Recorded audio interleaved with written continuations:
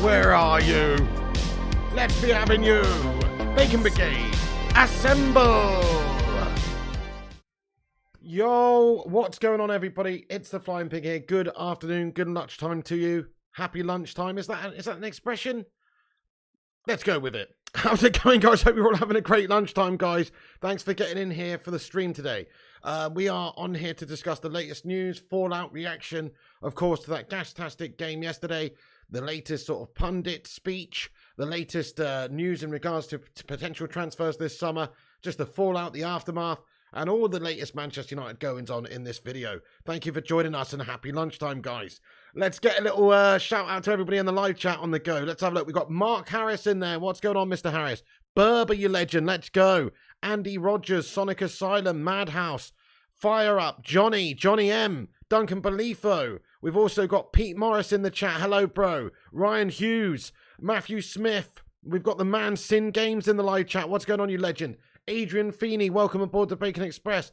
Gungshi, let's go, my son. How you doing, my friend? He says, let's be having you. Shadow Yusuf Games, hello, bro. Demooch Baby as well. Revivalizer, Vutinator, Stew, Irish 365, Langy, Mystery Man, Prince Rupert, Bucky Badass, and everybody else as well. Thank you for getting in here for the news show this afternoon, guys. So what we're going to be trying to do, just to let you know the lowdown on the latest sort of streams and the schedule for the channel, is we're going to be trying to do 2 streams a day on this channel, Flying Pig United, which will be a sort of afternoon or a lunchtime stream in regards to all the latest Manchester United news, and then also an evening stream around about 9 PM. That's going to be the sort of schedule going forward on this channel. And then on the other channel, Flying Pig Gaming, we're going to be trying to do as many daily updates for the FIFA streams as we can, starting about 4:30, finishing about 6:30, and then another late night stream most nights. That's the idea, folks. But do us a favor at the start of this show on this channel here, smash that like button, give us a massive thumbs up on this stream. That'll help us out no end. You can give us a share around if you want to give us a share around as well. We have pinned the tweet to the top of the live chat. You know what to do. Give us a little retweet. I'll shout you out later on in the show if you do give us a retweet. But share it around any way that you can, guys. And if you're new to the channel, subscribe. We're trying to grow the channel, so tell your friends about it. Tell your granny about it. Tell your hamster about it if they use YouTube. But yes, drop a thumbs up and let's be having you. We're going to have a big Q&A at the end of the show as well. We will dip in and out the chat to see what you legends are saying throughout the show also. So yes, get your thoughts and opinions in. Matthew Smith, thanks very much for the super sticker right at the start of the show. Says 100% lad. Get in there, Matty Smith. Come on, let's get a sue in there for the guy. Thank you very much. Right, so let's just talk about that gas-tastic game yesterday. We were looking to make magpie pie out of those melt bags. And unfortunately, they did win the game and they won it well. I mean, I am pretty disgusted with the level of performance from Man United's players in that game yesterday, guys. Really, really bad, wasn't it? Because it was like pure effort levels that was the problem, really. We were second best in all departments, you know. It's one thing to be outclassed, but it's another thing to be out-efforted. And that's what basically we were yesterday. It's a big shame. I mean, look, Ten Hag, he said after the game, he said Newcastle were more hungry than us, more driven and more motivated. I think they're extremely hungry to get their revenge from the cup final. Yeah, I mean, that's true. We did get the better of them in that cup final, League Cup final. And out of the 2 fixtures, we would much prefer win the trophy in the final. Of course we would. So we've lost this one, but they've gone ahead of us in the league. They're now third in, of course, the top 4 race. That's not good. Manchester United probably will be safe for top 4, I think, this season, because we've got to contend with melters like Spurs. Let's face it, the Spuds are proper mashed potato melts. And if anyone's going to bottle it for the remainder of the season, it'll probably be them. You know, we've just seen, obviously, changes that are going to be taking place there. And so I think you've got to have a look at Man United still finishing top 4. Smash your 1 if you think Man United do still finish in the top 4, guys. I don't see it being a problem for us. We've got 1 or 2 games in hand still on the teams below us. Liverpool aren't going to really mount a challenge. They're just melting up like a bunch of floppy cloppies. They are really having an absolute nightmare. Yep, as you can see from the chat here, everybody's putting a big 1 in the live chat there. Sin Games is 1.5. I mean, it's not guaranteed. It's certainly not guaranteed, Sin Games. It's not exactly nailed on because Man United have been in a little bit of a downturn in form. Concerning, isn't it, losing to Newcastle in the fashion that we did and putting in such a bottle-esque performance. Not only that, you look at the Liverpool fixture before the international break, you look at the Southampton result as well, drawing 0-0 with bottom of the league guff, and even that Fulham game in the FA Cup beforehand, we were rubbish in that game up until they imploded. So not a good run of games for Man United at all recently. It's definitely bringing in a big cause for concern. Ten Hag's got his work cut out for himself to get us playing on the right track. Thank you, Irish365, for your highlighted member comment here, bro, and being a member for 7 months. Oh, shit. Anyway, don't like that number anymore. But Irish365, thank you for being a member for 7 months. Let's get a 5+2 in the live chat there, please. For Irish365, he says, United top 4, let's go. Thank you, Irish365. Get a Bacon Brigade emoji in this to celebrate his membership for 7 months. I appreciate you, dude. That's very, very kind of you. Thank you, Mr. Irish Dad. Let's be having you. And he says, United top 4, let's go. So he feels like we will definitely get it this season as well. I don't see it being too much of a concern, but we do need to have a step up in terms of our effort levels because we're playing like a bunch of absolute melters the last few games in the league in particular. So yeah, Ten Hag, he's got to get himself motivating this team better, or not necessarily motivating them better, but cracking that whip better. You know, these players need to kick up the arse. In all fairness, they were completely asleep yesterday. It was very sad to see. We were second best to most balls. We were second best in every department. The hunger, the desire from Newcastle was, you know, twice as what it was from Manchester United's players. So big concern. Luke Shaw after the game, keeping it real. Watched it live after, and he just said that I do think Newcastle are a very good side, but I don't think that they won the game on quality. Clearly, they had higher motivation than what we had, and that can't be possible. So Ten Hag, Luke Shaw, a lot of the players just they know that they didn't put in a proper shift yesterday. I mean, if the responsibility falls with, yes, the playing staff, the manager, everybody really, because it's Ten Hag's job to motivate the team. Obviously, we're not going to just start saying Ten Hag's not a good manager. He's doing incredible things at this club, and we would have all snapped your hand off for top 4 this season and a League Cup trophy, and to still be in the FA Cup and still be, you know, in the Europa League as well. So he is doing a tremendous job, but it was frustrating. I don't think he did get it right yesterday. You know, he did actually have a mare yesterday with some of his selections, i.e. that midfield didn't work in the end. You know, playing McTominay a bit further advanced, Anthony and Rashi mixing it up, interchanging, Dallo starting up against, St. Maximum. You know, it wasn't exactly perfect from Ten Hag, let's just be honest. And then he also made his substitutions late in the game. He could have done something at half-time to take Weghorst off, who's only have a couple of touches. You know, he didn't really help himself yesterday. But the players fundamentally absolutely shat the bed, and they were pathetic. So that's really what happened. Very disappointing performance all round, guys. But we just need to dust ourselves off, move on to the next one, and just hope that we don't actually put in as bad a performance as that for a good while. We need to start picking up points again. We need to cement ourselves in the top 4. We are in the Europa League. We do have a chance of winning that trophy. And if we win that trophy, we'll be in the Champions League. But we need to do it via the domestic league that we're in, 100%. So there you go. Ten Hag not happy with the players, not happy with the lack of motivation, not happy with the lack of bollocks and bottle. And I'm not happy either, guys. It was a 1 out of 10 performance, maybe a 2 out of 10 performance, but no more than that. Pathetic, really. And Newcastle were the better team. Fair play to Newcastle. Fair play to Eddie Howe. They definitely did a good job, and they definitely looked like a very organised, hungry team. Defensively, the best team in the league, and that showed. They got another clean sheet. Their fans were incredible. Big atmosphere there. United seemed to absolutely melt. Like a cheese in a fondue cauldron when we go to any sort of footballing cauldron like Anfield or St. James's Park, anywhere like that where the fans are loud. I don't know, we just seem to melt. So, very disappointed with us, but let's dust ourselves off and move on. I want to highlight this comment from Gary Neville after the game, which is true. He said this, he says, Erik Ten Hag was badly let down by the club in January. It's almost like they're 900 million in debt. Who would have thought? Hashtag Glazers out in the live chat, guys. What a disgrace. This is all just an afterthought. This is all just like really a hangover of the bad owners that we've got, and particularly what we did in January. So we've got Schmegverst playing up the top of the team. And in all fairness, he is not really a clinical striker. He's not going to be a goal getter for you. You know, we know that. He's a workhorse, and that's all he really is.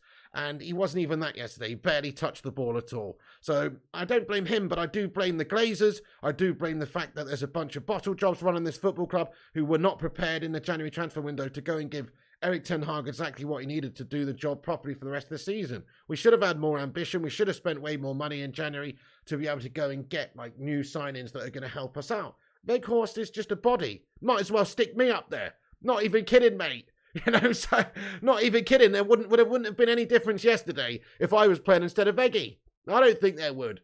So I think he's that bad, guys. He's that bad. And it's not his fault, but Man United should have had a lot more ambition in January. We didn't. Neville's bang on. Ten Hag was let down by the club in January. We should have gone and signed an Osman-type character, or just somebody who's got, even a Mitrovic. Spend a good bit of cash, get somebody that makes sense to actually be here, not just this season, but next season too. Because arguably, Wout Weghorst won't be here next season.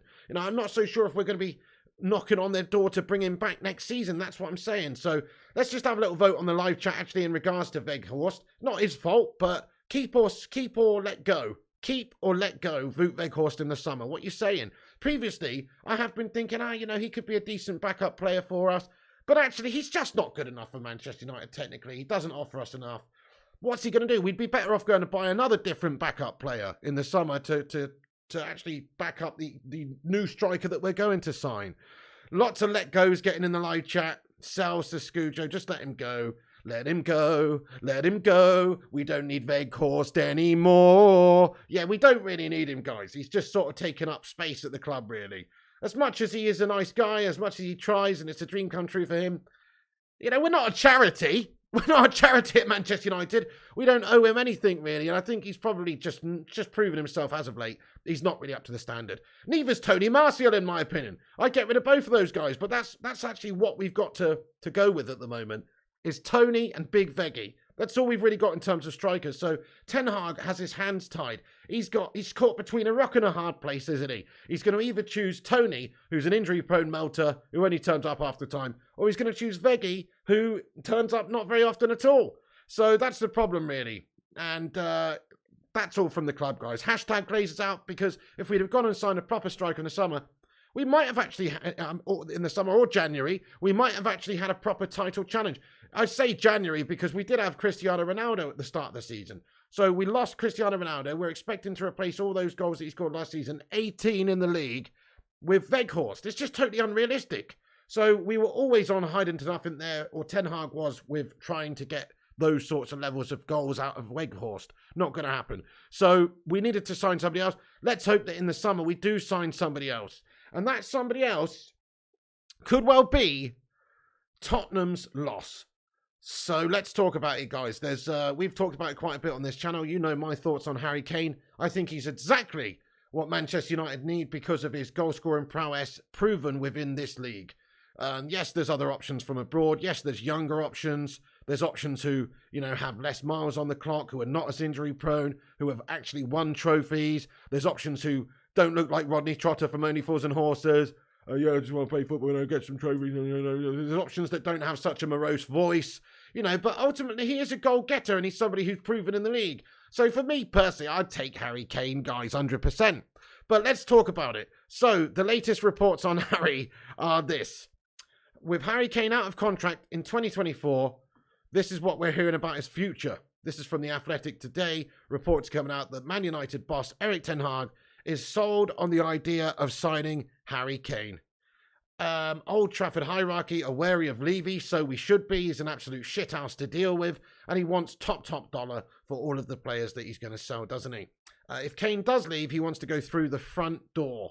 So, not really sure what that means, but essentially he wants to leave this summer with a transfer fee involved, not going out after a year of uncertainty and negativity and leaving on a free. I think that's basically what that means. So essentially, he wants to leave this summer. And the reports are pretty clear. He wants Champions League football. So another report here from Laurie Whitwell, just to talk about it a bit more, suggests that Ten Hag is sold on Harry Kane as a first-choice centre-forward target this summer. But there are major doubts Levy will sanction a sale, which is true. But Kane is focused on getting Champions League with Tottenham at the moment. But let's face it, if Tottenham don't get Champions League football, which they probably won't, because they are a bunch of perennial potato melters, then he's going to want out. And I think he's going to want out anyway, because even if Spurs do get top four, they're not likely to win it. They're not likely to win any trophies, because the only trophy he's pigging won there while he's been there at the club is the shitting Audi Cup, which isn't even a trophy, guys. It's just a made-up friendly trophy. So, he wants to win something before the end of his career is up. He's only got a finite time left. He's 29 now. After a 4-year contract at whichever club he goes to, he'll be 33, and that'll pretty much probably be his time done. So I think he realises just how rare an opportunity it is to leave Spurs at the moment. They've kept hold of him every single transfer window, half of which have been against his will. He does want to go to pastures new and maybe challenge for things. Last summer it was City. They don't need him now. They got hardened. This summer it will be United who are heavily linked with him because we absolutely need a proven scorer like Harry Kane.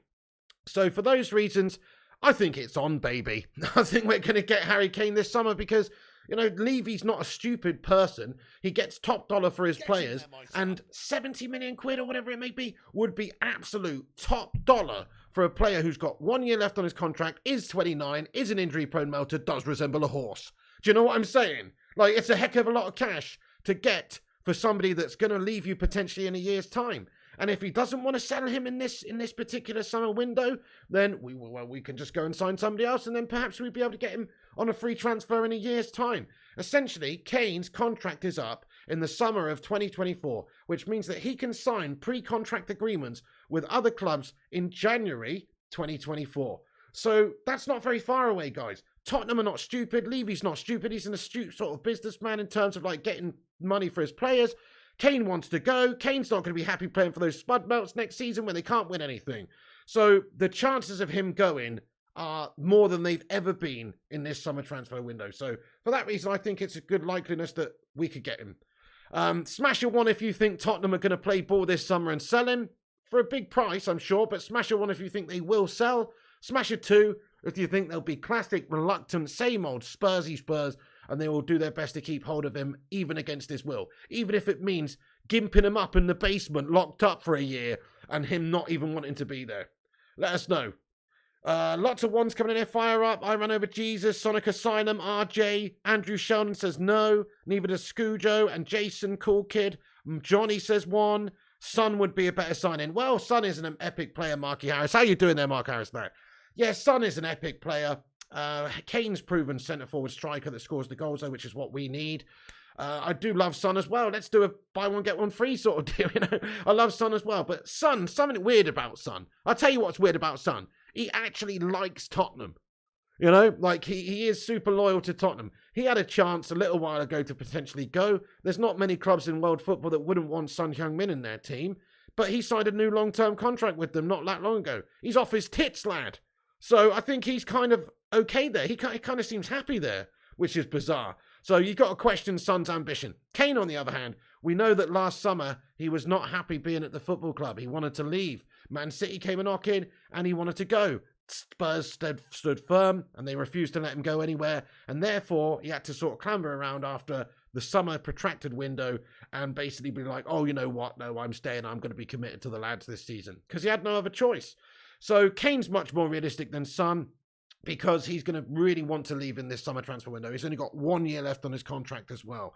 So for that reason, I think Kane is a possibility. Son, not so much. But yeah, look, if we could go and get a player like that, that would be absolutely sensational.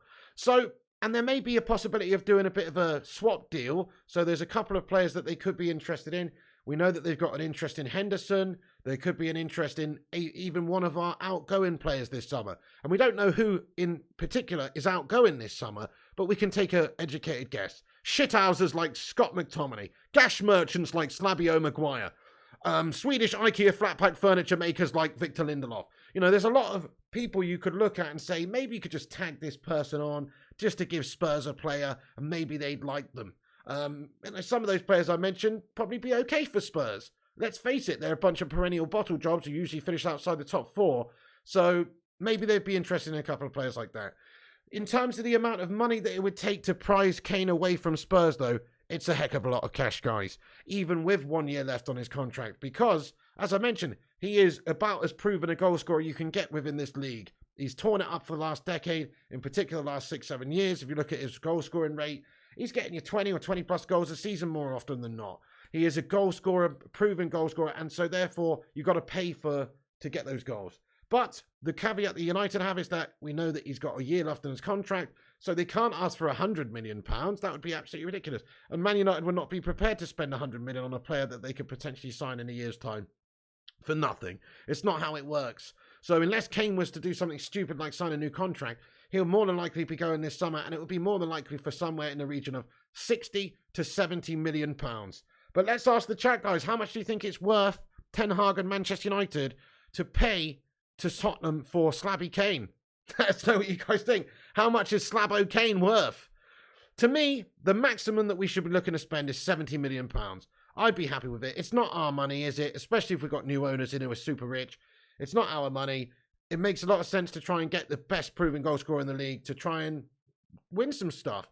We're not that many players away from having a quality starting 11. We still need other signings to help us with the depth. And of course, we've got to get rid of a few players this summer, which means we have to sign a few players this summer to replace them and replace them for better players. But certainly Kane would be a big piece of the puzzle that we could just bang in there up top, who's proven to get you goals. And he's also proven to get you assists. He's just generally a good all-round footballer. So I would be keen on it. Busy thinks he's worth 70 mil. Andy says 35. I mean, they won't sell him for 35. They'd rather keep it and let him rot for 35. RJ says 75. Gav says 60 max. Carl says 80. Berber says 80 to 100 million. Bloody hell. Sing Games says 20p in a bag of crisps. You what, Sing Games? Harry Kane, England's all-time top goal scorer, lad. 21 goals this season for Spurs, even though they're shy in the league. Come on. He's worth a good bit, isn't he? He's worth a good bit. 70 to 80 says Vuti. 70 to 80 says Gungshi. 75 and Harry Maguire says Panda. Well, you might have to give them 85 and Harry Maguire, to be fair. That's just going to increase the price that you have to pay. But I feel you, though. I'm just joking. Obviously, if you get a player involved that they might want, then that's going to potentially bring the price tag down as well. So I'm with you, guys. I'm with you. Okay, well, thank you, everyone. Westy says 65 to 70. Thank you, everyone, for getting your suggestions in for how much we should pay. In all fairness, I don't give a shite how much we pay for him, guys. Like I say, it's not our money. We just want to get a player that's going to solve the problem. A lot of people said when we signed Casemiro, he was too much cash. But the reality is, he's not really proven to be too much cash. He's such a huge player for us. Like, look at this game yesterday against Newcastle. Without Casemiro, we're shite. So that's the truth of the matter. With Casemiro, we're a really good team. That's worth the money. And it's worth the money over a few seasons, absolutely, for him to do the boss job for us, even at his age. The same I would say for Harry Kane. If we spend 70 million on a 29-year-old Harry Kane, it will be money well spent because he will provide you a lot of goals, a lot of options for at least 4 seasons until he gets too decrepit to do the job. Because he is a bit of an injury-prone melter, let's be fair, and he is a bit of a horse. And, you know, there's only just a certain amount of time until he starts to go lame, and you need to ship him off to the glue factory. But with modern football and modern football science, the way it is and everything, I don't see he's got any problems until he's 33, 34. His game's not been about the pace, it's not been about the speed and playing on the last man and getting him behind and all that business so much. He is an intelligent player, and his movement is what does the business for him. His movement in the box, his overall play, you know, that's his positioning, his finishing. That's what separates him, and that's not going to go over the next few seasons. So I think he would be absolutely fine for 4 years for Manchester United if we could sign him up to a new deal. So that would be lovely. By the way, guys, thanks everyone who's in the live chat here. We got 126 legends. We got 74 likes on the stream. Let's see if we can get 126 likes. Everyone, take a second to drop a thumbs up on the stream. That's all we ask. It's free to smash a like on the channel. So please do drop that thumbs up and it will boost us up there on the old YouTube algorithm, which is a cruel mistress indeed. So hit the likes. Also, do give us a share around if you haven't done so. That'd be sensational. If you could do that, it would be lovely. Please give us a cheeky little share on the Twitter as well. It's at the top of the chat. And of course, if you're new to this channel, then make sure you hit the subscribe button because we're on here daily giving you all the latest Manchester United news in a no bullshit, no clickbait, no guff way. Thank you to Josh Lee for being a member of this channel for 20 months. He's got his highlighted comment in. Thank you, Josh. And he comments and he says he doesn't want Kane, to be honest. He wants to bring in Nigeria King. Fair play, Josh Lee. Well, look, I would be happy with Osimhen as well. I'd be absolutely fine with that. You know, that would be ambition. All Man United need to do is show ambition in this summer window and sign a proper player. Sign somebody that's proven to get you goals. Osimhen is actually having an insane season and he's showing what a clinical player he is with the amount of goals that he's scoring. So, yeah, I'd take Victor Osimhen, of course, especially over Vuti Weghorst or Martial. Victor Osimhen would be a sensational signing. Let me ask that to the chat then, Josh Lee. Thank you for being a member 20 months, by the way, you Don. Let's just throw that question to the chat. Who would you prefer to see come in at the striker? Victor Osimhen or Harry Kane? You know my opinions. I like Kane because he's a bit more mature, he's a bit more proven, and he's a lot more proven in the Premier League, actually. Osimhen is so raw and awesome, and he has an insane amount of goals this season for Napoli, like a ridiculous amount, and he would be absolutely fine. He's a totally different type of player. He's a speed merchant. You know, he's a totally different type of player to Kane. So it depends really how Ten Hag would want to play or how you would want United to play. But to me, you can't really get more proven in the league than Harry Kane. So for those reasons, I would just edge Kane. But let's know what you think. Deadman says Kane. Ramos says Lucky Singh. Victor says Josh Lee. Osserman says Mark's Boy. Osserman says Nass and Adrian. Kane says Karl Moss. Osserman says Mark's Boy there. Deadmark says Osserman is not proven. Well, he's not proven in the Premier League, mate. If you look at the goals he scored this season in Serie A, he's getting like a goal a game, pretty much. You know, so he's proven to a high level, but he's not proven in the Premier League. And that is a big difference, isn't it? So I'm with you. He's not nowhere near as proven as Harry Kane is. Harry Kane's England's all-time goal scorer. And he's also, you know, got a claim to maybe one day be the Premier League's all-time top goal scorer. If anybody can break Alan Shearer's record, it will be Slabby Kane. Hey, Berber lad, can we get a 39 in the live chat for Berber? He's been a member of this channel for 39 months. That is absolutely insane in the membrane, lad. Thank you so much for supporting the channel for literally over 3 years, bud. That's insane. 3 years and 3 months Don Berber has been a member of this channel. What a hero. Thank you so much, Berber. I appreciate that a lot, lad. He says, like and subscribe. Thank you, Berber. You're an absolute supporter of a huge magnitude. If only you were if only Harry Kane was as good as you, mate. Do you know what I'm saying? Or Harry Maguire, or anybody called Harry. Do you know what I'm saying? Thank you so much there, Berber. You're a legend. Let's sign you this summer. That would be a great signing. Thank you so much, Berber. I appreciate you, my friend. What a legend. What an absolute legend. Let's get a 39 in there for the Don. Okay, so, you know, guys, my opinion of Kane is he's just class. People hate on Kane for a couple of reasons. The first one being he's a spud. Nobody likes a Spurs player, do they? Unless we sign them. Think about Michael Carrick, Dimitar Berbatov. These guys were scummy Spurs players until they came to United, and then they were great United players. Look at Berbatov's impact when he came to Manchester United as well. People forget, but he was a super underrated player. One season, he scored 26 league goals for Man United. If we could get Kane to do that, we'd be up there challenging for the title again. That's the reality. So Berbatov was a huge signing. Michael Carrick was a huge signing. I think Kane could be as huge as a signing as those guys. Certainly, you know, for a few seasons anyway. So I would absolutely welcome it with open arms. There is work underway for this deal reportedly already. So the Athletic reporting that work is underway to assess whether or not Harry Kane's transfer is feasible, both from Spurs' and players' perspective. United don't want to embark on a new saga like the Frankie de Jong signing last summer. That's what it will be like, by the way, guys. This will not be an easy, quick transfer, I don't think. You know, Spurs will play hardball. They will try and get as much money as they can.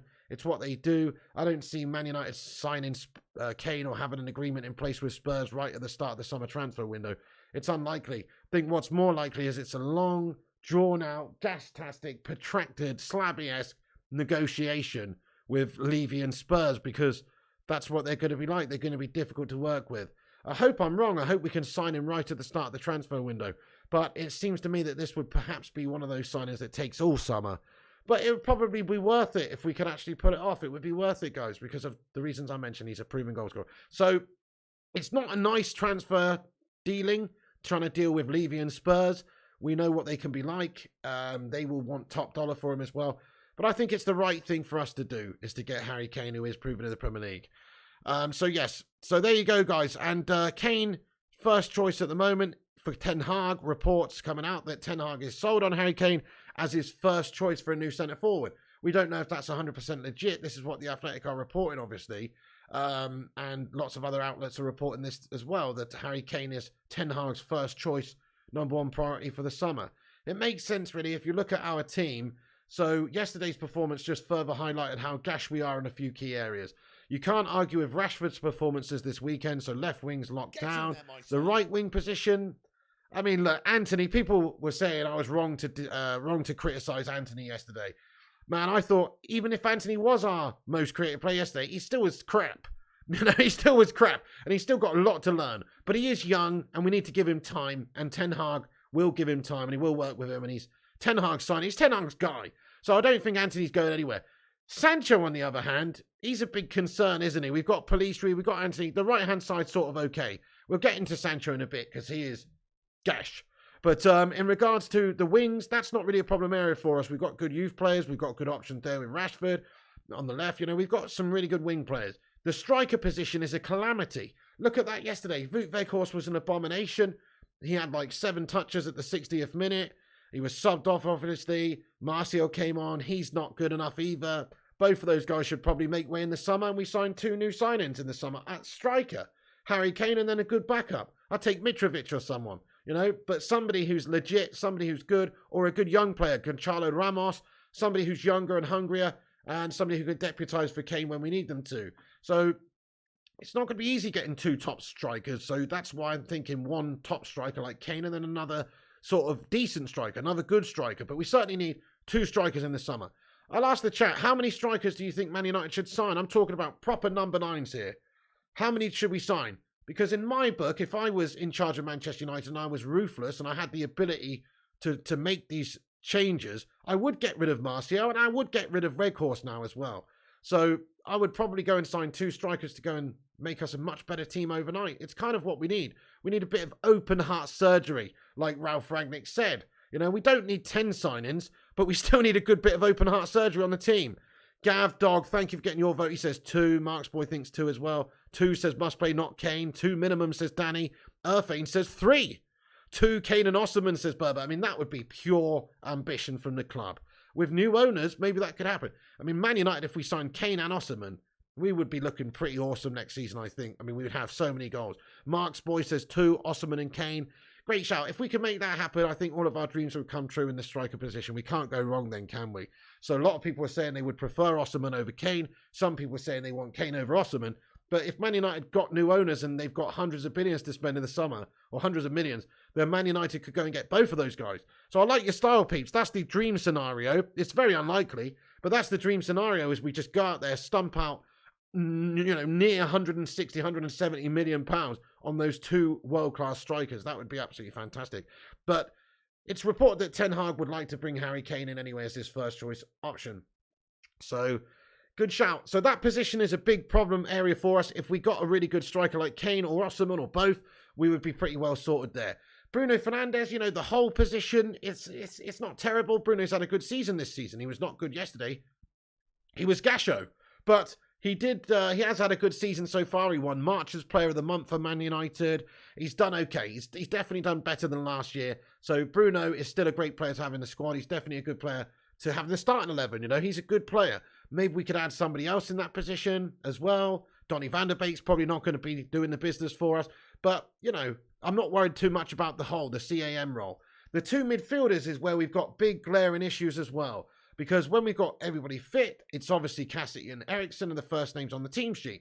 They control the game, they dictate the play. Casemiro sits in front of the back line and provides that solidity and quality. And he's a leader as well. And he just sort of gets us going with his play. Eriksen's super technical. He's all over the place like a bat out of hell. He's running around doing a madman's job. And his passing's fantastic. He's creative. You could also play Eriksen in the CAM. So Eriksen's got a big role to play for us going forward. But beyond that, we are stuck. Look at Sabitzer yesterday. He's not, the same level of player as a Casemiro. That's clear to see. He's not had that many opportunities, but, he's not that level of a player. He's a good player. He's better than the likes of McTominay for sure. But still, though, we need to go out there and sign 2 midfielders in the summer. How many midfielders do you think we need to sign, guys? It's a big number 2 from me. Wait, that sounded a bit wrong. I've already been to the toilet today, guys. Don't worry. But in my opinion, we need a big 2. Big 2 midfielders, one who's more defensive-minded and one who's more creative or box-to-box. So in case Casemiro is not available, I'd like us to have a player like Declan Rice or Paulinho from Fulham who can come in and do the job for us. And you have to rotate. There's so many competitions and so many games. And if we can't be playing Eriksen, I want us to see us signing someone like a Bellingham or a De Jong or somebody who's creative and somebody who can get us playing and get us opening up opposition defences. So we need to sign 2 players. We need to sign Rice and De Jong, or we need to sign Paulinho and Bellingham, but we need to sign 2. We need to sign 2 players in the midfield as well. So that brings us up to 4 players that we need to sign, in my opinion, because, players like McTominay need to pack his bags and leave. Sabitzer may well be here next season. He may well be here, but he also may not. Fred is a good squad player, but that's really it. And so we've got glaring issues in that midfield too. So I would bring in 2 strikers and 2 midfielders in an ideal world. That way, we would be pretty sorted out. It's a shame that we're still talking about this after spending hundreds of millions in the summer and hundreds of millions in last season. You know, we do spend a lot of money on players, but we still don't manage to go and get all of the shopping list that we need. You know, it's like I don't know. It's like you're trying to host a Christmas dinner. You got all the family round. You got second cousins round. You got your auntie and uncle round. You got your granny round. You got your kids. You got everybody round the table. And what are you feeding them? You've got a tiny turkey the size of Luke Shaw's head to feed everybody. And that's not going to go round. It's not enough to go round. So what you need to do is go out there and get a big stonking Bernard Matthews beastly 14-kilogram bird and get the job done and feed everyone and have leftovers. We want fucking leftovers so we can make turkey stuffing and cranberry sandwiches for Boxing Day. That's what we want. Why are we always going hungry at Manchester United, mate? We shouldn't be going hungry. We should be having excess. We're the fucking greatest club in the world. Why are we going hungry? So that's what pisses me off about United. We don't go the whole hog. We should have a pig to roast as well. You know, we don't go the whole hog. We end up, I'm getting hungry, I don't know about you guys, but we end up just scrimping a little bit when we shouldn't. We should go the extra mile, get all the players we need. If we had 2 centre mids coming in the summer and 2 strikers, we'd be sorted. Because the defence isn't terrible. But the midfield is gash. I mean, we were overrun yesterday in that game, and we've got big issues there. Without Cassie, we're an abomination.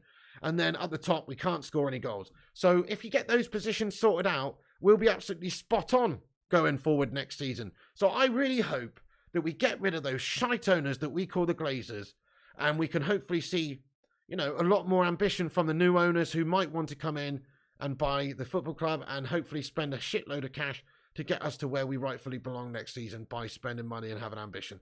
So there you go, guys. Let's get a hashtag Glazers out and a hashtag Qatar in, or a hashtag Sir Jim in, if that's who you want in. But, you know, I think this is the time. We just want these Glazers to go. They've got this club almost up to $1 billion in debt now. It's disgusting, and they have like Gary Neville's completely right. They did Ten Hag dirty in the summer. Look, he said Eric Ten Hag was badly let down by the club in January. They did us dirty in the summer, and they did us dirty in January, and certainly in January after Ronaldo's not there, we should have gone and got somebody who could maybe replace Ronaldo's goals. Not a Burnley-esque melter who scored 2 at Burnley. No disrespect to Voot. I like him. Heck of a nice guy. Tries his hardest. I admire him in a lot of ways, but he might as well be Harry Maguire, but further up the pitch. That's how ineffective and gash he is. In fact, you could argue Maguire might even be more effective up the top there, because he might put people off just with the sheer size of his cranium. You know? So you could argue that that would be the case. And certainly, you know, somebody said a comment in the live chat in the watch-along yesterday, which I actually agree with, which is, I would prefer to have Marouane Fellaini instead of Wout Weghorst. You know, because at least he was pretty damn lethal with bringing others into play with his head, and he did score some goals. I mean, and that is really saying something, guys, because Fellaini was gash-tastic, guys. He was absolutely a big human tree of a man, and nobody wanted him when he was actually here at United. But if you go back and look at what he actually did, he was more effective. He was actually more effective. So, in my opinion, you know, Weghorst was never the right signing in January, and we've been let down, and Ten Hag's been let down. But anyway, if we address the issues we've got in the summer, if we go and get something like Harry Kane, and maybe another striker as well to back him up, and we go and sign 2 midfielders, a creative one and a defensive one, to help out Cassie and Eriksen, then we'll be absolutely spot on, guys, and we can challenge for the season next year. I don't blame Ten Hag for the game yesterday. He deserves a little bit of blame, surely, because he did make a few selection errors. Dallo up against Maxi's one. You know, there's also some problems with the midfield and Weghorst up the top and not taking these guys off too quick. So he made some errors, but he's only human. Overall, you look at what the job that he's done at United so far this season, and it's brilliant. It's funny, I see a lot of opposition fans on Twitter and on social media slagging off Ten Hag already. I mean, they are really clutching at straws here, where he actually sat in 4th place, which, like I say, we would have been happy with that at the start of the season with him coming in for his first year. We've won a trophy already. We've still got the chance to win 2 more. He's doing fine. He's doing just fine. In fact, he's doing a lot better than fine. He's doing great. He's doing great. You're always going to lose some games, and we have to credit Eddie Howe. He's also a great manager, and Newcastle are a great side. They've scored the same amount of goals as Man United this season, but conceded half as many goals. That tells you the sort of team they are. They're no mugs at all. So it was never going to be an easy game going away to Newcastle and playing Newcastle at this moment in time. It just never was. So, you know, a loss there is not the craziest result in the world. It's not as humiliating as that 7-0 or the draw even against Southampton, in my opinion, is a gasher result. Newcastle are a very good team. So they're challenging for top 4. They're third in the league right now for a reason, because they are a very good team. So, you know, that's just one game. It is just one game again. So Ten Hag's done brilliant things. What a great season. What a great manager in general. So it's not panic stations yet, guys. There's a lot of melters who are slagging him off, you know, and I was annoyed with him yesterday because he didn't do the right things to win that game. Of course he didn't. But he's just a guy. He's just a human being like me or you. Not Slabby Maguire, but he's just a human being like me or you. And he's just going to make a couple of errors every now and then. Let's hope that he learns from these errors. Let's hope that he, you know, gets this team performing better, learns from some of his selection errors, etc. And we come back with a bang in the next couple of games. That's what we're really hoping for. One player who I think was, you know, not good when he came on, and one player who's very disappointing for us. You know, there's many who were bad for us yesterday. Bruno was crap. Really gash captain's performance by him. Rashford was not good, but he's been so good for us. We're not even going to say anything bad about Rashford. Weghorst was terrible, but it's not his fault. You know, McTominay's awful. He's an Accrington Stanley player. Why he is here, I don't know. But let's just talk about Jadon Sancho for a second. He didn't start the game, but there's a report here from Samuel Luckhurst that Erik ten Hag is becoming increasingly impatient with Jadon Sancho. And I'm becoming increasingly impatient with Jadon Sancho as well. He needs to start doing the business. He's got until Christmas time, doesn't he, to sort his life out at United. He's not effective. He's not dangerous. He's not clinical. He's not any of the things we thought he was going to be when we signed him for 73 million quid. He's very, very, very much flopped so far at Manchester United. He has had his moments. He's come on. He's had some decent cameos. He scored some goals. But he's not lived up to the price tag. He's not lived up to the hype. Over in Germany, he was setting the world alight. For England, he was doing well at the time. And he needs to man the fuck up and grow a set of cojones. He's a United player now, and he's not quite living up to the hype, is he, guys? Let's have a little vote in the chat on Jadon Sancho. Is it a keep or a sell situation, folks? Get your votes in the live chat. In the summer, would you keep or sell him? Is he just taking up a place in the side? For me, we've got to keep him. We've got to keep him and try and nurture him. He needs nurturing. Unfortunately, we're too quick to maybe condemn players at this club because we have such high standards. And he has shat it for 18 months now, and it's not good enough. So I can understand, like, Peter who says sell. I can understand Adrian who says sell. I can totally understand where you guys are coming from. And I would sell him in the January transfer window if he's continuing in the sort of form and the rhythm that he's going at the moment. I would sell him. But he deserves that chance, just like Rashford did. There was loads of people in the live chat. Don't lie. Loads of you people in the live chat who were saying the same about Rashford last season. Sell Rashford in the summer, I hear you cry. Get rid of Marcus. He's guff. He's never going to amount to anything. This is what you were all saying. Not all of you, but a lot of you. Some of you, at least, were saying in the season around about this time last year. You were saying, get rid of Marcus Rashford. Marcus Rashford then has proven himself to be one of the best players in the league this season, and certainly our match winner this season. So we could be very quick to condemn Jadon, and maybe he can be coming back into it and be a good player for us again in the future. So I'm just going to hold out a little bit more hope that Jadon will do that and give him a little bit more time. But he's got to step himself up, mate, because he is seriously alienating himself from Ten Hag. He's alienating himself from us as fans because he's crap. There you go. He's not good enough. He's not lived up to hype. So he's got to get himself knuckling down and get his head in the game for Manchester United. If he can do that between now and January and prove himself for the rest of this season and the start of next season, then he can turn it around at Manchester United. But we've got no time for passengers or hangers on here, and that's sort of what he's being this season for us. He's been a £73 million Klingon. You know, he's clinging on, and we just need to have a good old shake on the toilet seat and get rid.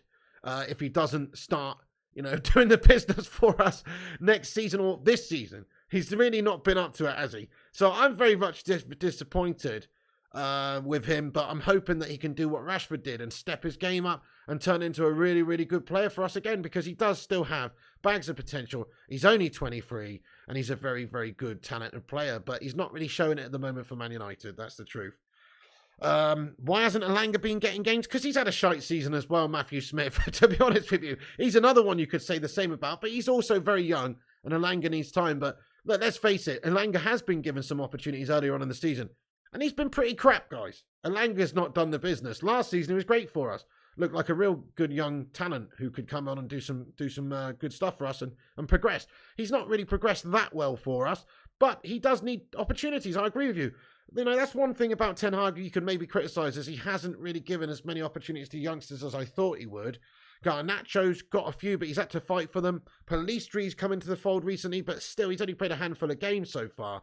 Elanga's not had that many games. You know, and there's youngsters that he's loaned out quite readily that he, you know, maybe should be given opportunity. We haven't seen anything from Savage, obviously, because he's been loaned out. And, you know, Iqbal, players like this, Diallo, you know, he's not really favoured the youngster. He's favoured the more experienced player. We've even gone out there and signed elderly players or older players such as Veggie and Cassie and these sorts of guys. So, yes, you know, that's one thing you could say. But, you know, these youngsters have to prove it and they have to earn it. They can't just be given an opportunity because they're young. They've got to prove it in training. They've got to prove it with the opportunities they are given and take those chances.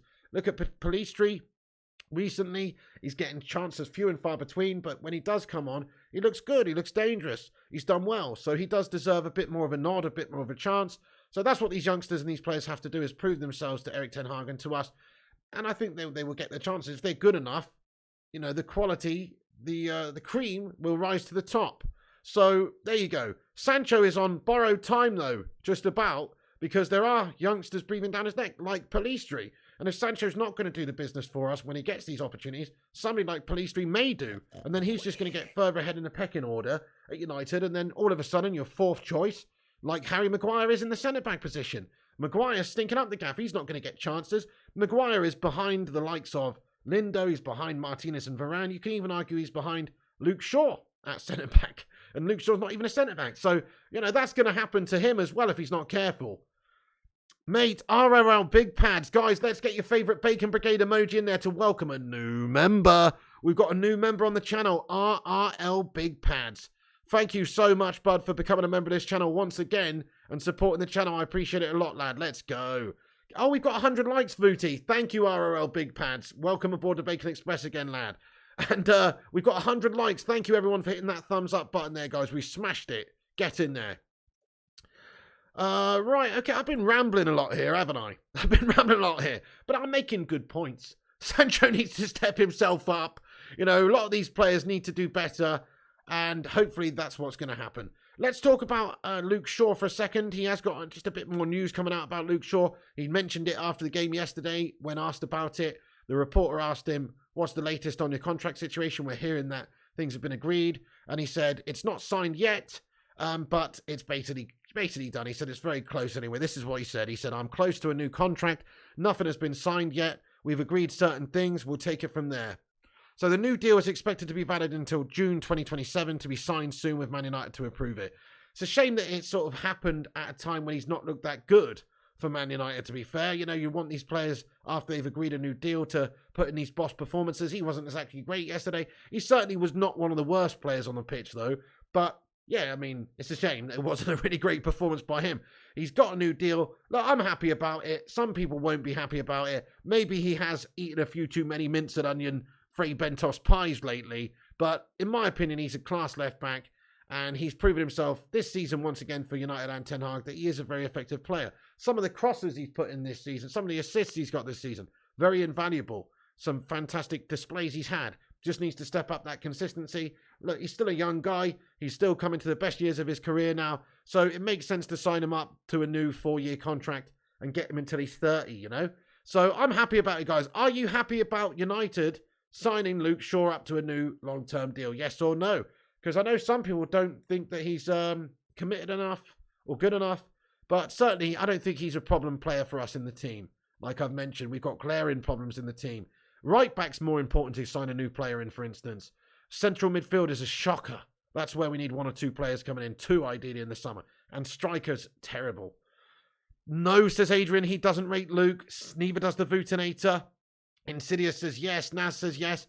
Yes, says Madhouse. You don't mind. Shaw says Lucky Singh. Adrian says no way. No, says E for the Eagle. See what I mean? It's a bit polarizing. Luke Shaw is not loved by a lot by all of the fan base. He's not rated by all of the fan base. And I get it. He's not actually been the most consistent. He's had great seasons even.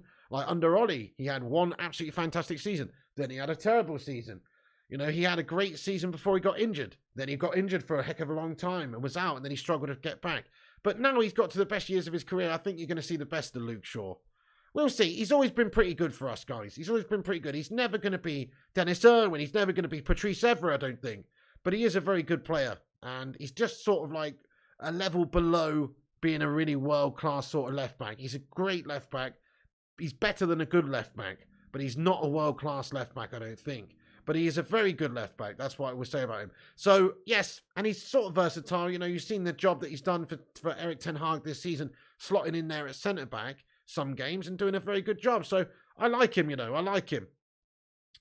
Gung Shi, get in there, my son, with your comment that. He says, Shaw just needs to stay away from the Frey Bentosses. It's so true, mate. Put the pies down, Luke. Step away from the chip shop. He's pictured in Burger King far too often for my liking, which is actually true. Hey there, Aaron. What's going on, you legend? Shaw is exposed by our wingers. What a great comment as well, Burby. Yeah. Madhouse says, how much should we spend in the summer? Okay, so, I mean, in terms of a figure, it's not really about a figure, in my opinion. I mean, we want to be spending hundreds of millions, because that's the sort of open heart surgery we need still. But we don't want to, it's not really about a figure. In my opinion, if I just work it out in my head, it's a few hundred million, though. It really is. Because, you know, Harry Kane's going to cost you 70 million. Victor Osimhen might cost you 80 million pounds or 90 million pounds, you know, somewhere in the region of 100 million euros to get Victor Osimhen. I think we should sign 2 strikers and have proper ambition. That would be a huge amount of money right there. And then the midfield, you know, people like Frankie de Jong aren't going to come cheap. People like Bellingham, talking about 100 million quid. People like Declan Rice, similar sorts of cash. So if you really want to go and have proper ambition to get those players, you've got to spend 300 million in this summer. We will never spend that, guys. We will never spend that if we have the same owners at the start of the transfer window. We will never spend that. If they go, the Glazers sell, and we get, say, the Qatari owners in, who've got wealth of hundreds of billions and may be prepared to make Man United the greatest club in the land again by spending huge cash on all areas of the team, then yes, I could see us spending 300 million. It's not that ridiculous to see United spend 300 million because we generate hundreds of millions in revenue every single season. So financial fair play is not as bad for Manchester United as it should be for other clubs. City, you bunch of cheating scum. You know, it's not as bad for Manchester United as it should be for other clubs because we generate a lot of cash. We can justify it. Plus, we've got players that we can sell this summer. We should be having a big clear out. Maguire's worth 25, 30 million. Lindelof worth 20 million. McTominay's worth, I don't know, 15 million, 20 million. You know, these guys, they're worth cash. So you can recoup a little bit there. You've got other players that can go out the door as well. Phil Jones on £100,000 a week. See you later on, son. There's plenty of players that we should be looking to ship out in the summer, which frees up a little bit in wages, frees up a little bit in terms of transfer kitting and gives us some more budget. So, you know, 200 million plus the money that we can generate from selling players, I think should be what we spend. But in terms of a transfer kitty, who really knows what we'll have? I hope we have 300 million to spend in the summer because that's what we need to make us a really great challenging side again for the title next season. We could do that if we do spend the money. We can't do that if we don't, I don't think. So yes, there you go. It's a big ambitious statement to say spend 300 million. It's unrealistic in a lot of ways. But if we had the Qatari owners coming in, I don't see why it couldn't happen. I mean, we spent in excess of 200 million this season just gone. This season and the season before, we spent a heck of a lot of money on Sancho and Varane and Ronaldo and these guys. So we can certainly spend cash. So I don't see why we couldn't spend 200 million plus all the money that we can generate from player sales, which would be getting on for 300 mil. And that's actually what we need to spend in order to get this club up to scratch, is a good few hundred million. So it's unrealistic, but you've seen teams like Chelsea do it this season. Arsenal have spent in excess of a couple of hundred million in recent years as well in one single season. Man United have done it. So if anybody can do it, it's Manchester United with our revenue. So there you go. I think that's what we need to spend to make us great again, to sign quality players, not just any old bods. I mean, there's basically 2 ways of going about it this summer. There's your budget option and there's your proper ambitious option. Your budget option would be to go and get Harry Kane and maybe like a backup like Mitro or somebody who's going to not cost you the earth. That would be a budget option. In midfield, your budget option would be another Fulham player, maybe Palhinha, and maybe like get De Jong or Bellingham. So that's going to cost you a shitload of cash. But it's not going to cost you as much as getting Rice, Bellingham, Kane and Osimhen, is it? But that's your super ambitious option. And that's what we should be going for, really, guys. CH Sniper, thanks for getting your comment. And he says, we don't need Harry Kane. Are you sure about that, bud? We do need Harry Kane. Harry Kane scored 21 league goals this season for Spurs. How many's Weghorst scored for us, bud? How many's Martial scored for us, bud? To say that we don't need Kane's pretty preposterous, if you ask me. It's exactly who we need. In my humble opinion, it's exactly who we need. But thanks for getting your opinion in. Right, guys, we're going to get into the live chat now and see what you legends have got to say. But if you're just getting in here, you know, the latest is that Kane is expected to be on the hit list for Ten Hag this summer, with Harry Kane out of contract in 2024. This is what we're hearing about his future. Man United boss Ten Hag sold on the idea of signing Kane. Old Trafford hierarchy are wary with dealing with that Levy Pratt over at Spurs. Could be a long, drawn-out, protracted transfer window trying to sign him, which is a big concern. You don't like that. If Kane leaves, he wants to go through the front door. So he wants to leave, you know, in the right way. He doesn't want to have to leave in a disgrace. He doesn't want to be, you know, going next season on a free after being in the doldrums for a year because they refuse to let him go.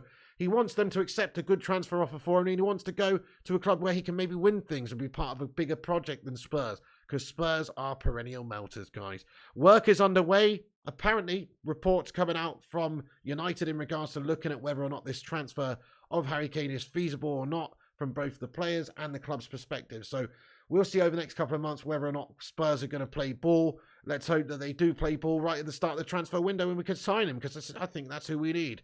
Other players' options, of course, like Osimhen could come into the fold, but Spurs will be aware that they've got a want-away player whose contract ends in 2024, summer of 2024. And if they don't do business this summer, they're never going to get the cash that they can get right now ever again. In fact, they could lose him for nothing. So I think Spurs will sell. And he's apparently Ten Hag's first choice, as I say. So that's basically the big news for today, guys. We're going to get into the live chat now and see what you legends have got to say for yourselves. So now's the Q&A time. Thanks for getting in. We'll read a bunch of comments out now. Make sure you smash that like button on the video as well. Drop a massive thumbs up on it. It's free to like, so make sure you smash a like. Hit the subscribe button, of course, if you're new to the channel as well. Get yourself hitting that subscribe. And also, give us a share on social media there. I'll just go and shout out all the retweeters on Twitter. Let's see who's given us a retweet. 4 people have retweeted the show. Thank you, you 4 legends. Feline Fur, Berber, Stew, and Irish365. I appreciate the love, guys. Thanks very much there. Right, let's see what you legends are saying. So, Ramos and Kane, says Lucky Singh. That'll be cool. We'll take it. Depending on who the next Leicester boss is, Maguire could go back on loan. Yeah, go back on loan, go back as the new T-boy, go back on a permanent move, go back as to replace Doris the fucking kit washing lady, whoever, you know? That's what we want to see, is any reason to get rid of him, really. Thank you, Sing Games, for sharing from the YouTube share button as well. Absolute legend, let's be having you. Thank you so much. That's good, that helps us out. Now it says, what do you think about Mitoma? Yeah, very good talented player, mate. Absolutely. Very good talented player. But, you know, do we need more wingers? I guess if something happens with Jaden, then, you know, it could you could see something like that materialise. Permanently go Maguire. Yes, sirree. So, yeah, we can get rid of a good few players this summer. Tafiso Mbata says, Ten Hag should shout at these players from the touchline. He is too quiet, says Tafiso Mbata. He did sit there yesterday, didn't he? Just twiddling his thumbs a little bit. It was a bit disappointing, Tafiso. Must places, I think it would be cool to have a Nigerian striker on our team. It isn't often we buy African players. Maybe we should now. Something different. Hey, good shout, Must Play. I mean, from a commercial point of view, you know, it would suit the club. We like to open up new markets. We do like to do that. And so signing a player from Nigeria, there's a huge fan base in Nigeria that love United. So it does make sense from that point of view. And he is a very talented player. We'd all welcome Victor Osimhen. He's a great player. You just retweeted. Thank you, Aaron, for retweeting the show, you legend. Let's be having you. Thanks a lot for that, bud. Tony's getting a huge ban, says Prince Rupert. Yeah, a bit up in the air with Tony right now, isn't it? We need a new winger with genuine pace, says Superstar. Can't get rinsed twice by Leicester, loan to Maguire. They must pay. Yeah, Movi. I'm not up for a loan either. I'll be up for selling him permanent now. Permanent. Efi the Eagle says, remember how good Sancho was, especially his assist record when he was playing with Haaland. I think if we get a proper striker, we'll become good. But yeah, that's right. Time's running out, like you say, but, you know, he can still come good. He can still come good. Just look at Rashford. Peter van der Bert says AC Milan still negotiating a contract with Leao, so could also still be a possible winger. That's a nice shout as well, lad. Rafael Leao, great player also. Yep, absolutely drunk Vigo. Agree at Drogba, Salah. Why not United getting an African king? Great comment, must play. Yeah, I'm with you as well. I absolutely agree. An African player would be fantastic. Who's the last African player we had at Manchester United then? Crikey. Where was Jemba from again, guys? Oh, Eric Bailly, of course. He's still a United player. Ivory Coast. He's still... Yeah, Quentin Fortune, South Africa. Odion Ighalo. So we have had quite a few, guys. We have had quite a few. But it would be good to get a top draw player, their star player. Victor Osimhen is their star player, isn't he? Yeah, Quentin Fortune, South Africa. Ighalo. Absolutely. Yeah, good shout, guys. Good shout. Well played. Bailly. I mean, Eric Bailly is on loan at the moment. He's still a United player. He's got to go in the summer as well. That's another player we should look to sell. So there's a bunch of players. Alex Telles is another player that's out on loan that's still contracted to the club, I think. So there's another bunch of players we could sell and generate some more cash, get more players off the books, get a little bit extra few quid in the transfer kitty as well. Ulf793, he says, I'd have thought who's the best players matters more. Well, yeah, but we're talking about Osimhen because he's one of the best players. We're not just signing somebody because of their nationality. We're talking about him because he's one of the best players, available to us. Adrian says you like Bailey. I do and I don't. He's a bit paper. He's a bit like paper. He's too lightweight. He just sort of gets injured a bit of the time. But when he's fit, he's awesome. But he's so injury prone. I don't think you can really rely on him. And he's sort of taken up a place in the squad. Yeah. Oh, interesting superstar. We had an Angolan player too, says Madhouse. Oh yeah, Mejbri's Tunisian. Of course he is, Vutinator. What a great comment, lad. He's Tunisian, so we've got Mejbri in the side. We've got a few African guys around the gaff. We should have had Essien too. Club cocked that up, says Compost Smurf. Must places indeed he would be good. I think he needs to change too because of Leicester struggle. What about Kane and then Patson Daka or Ramos to come in? And Weghorst is the third striker youth talent. Like his style there, must play. I like your way of thinking. Ighalo showed passion for us, absolutely, yeah. Ferguson can stay at Forest, need another keeper. Okay, guys, I like your style here, guys. But anyway, Vizier says Lionel Messi, Rashford, Anthony. Apparently, Lionel Messi's getting a little bit of derision or, like he's getting slagged off by the PSG fans right now due to a lot of continued bad performances. I'm going to be honest, I don't want Lionel Messi, guys. He's over the hill and far away now. One day, a few years back, fuck yeah, would have been an amazing signing, wouldn't it? He's still quality, but come on. Do you really want Messi? Would you take Messi, guys? Yes or no? I mean, in all fairness, he's still one of the greatest players in the world. So I'd be a fool to say no.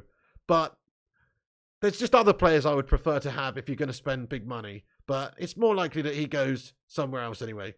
Nah, he's too old now. He's getting on a bit. I'm not too keen on him. But he's still absolutely class. But he's not doing well for PSG right now, by all accounts.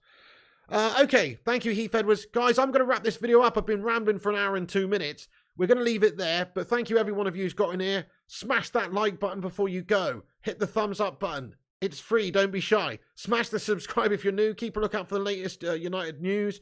We may well be on the channel today. I'm still not feeling too great, and I've only had a couple of hours sleep once again. So I've got to see how I feel a bit later on, so I'm going to try and do a 6 PM FIFA stream. I think I will on the gaming channel, Flying Pig Gaming, but if not, then, we'll be back later on tonight, guys. And I'm going to try and do, like I say, going forward, 2 United streams a day covering all the latest news. One in the afternoon like this one in the evening. And also 2 gaming streams a day. One in the afternoon, one in the evening on the gaming channel, Flying Pig Gaming. So that's what we're going to try and do.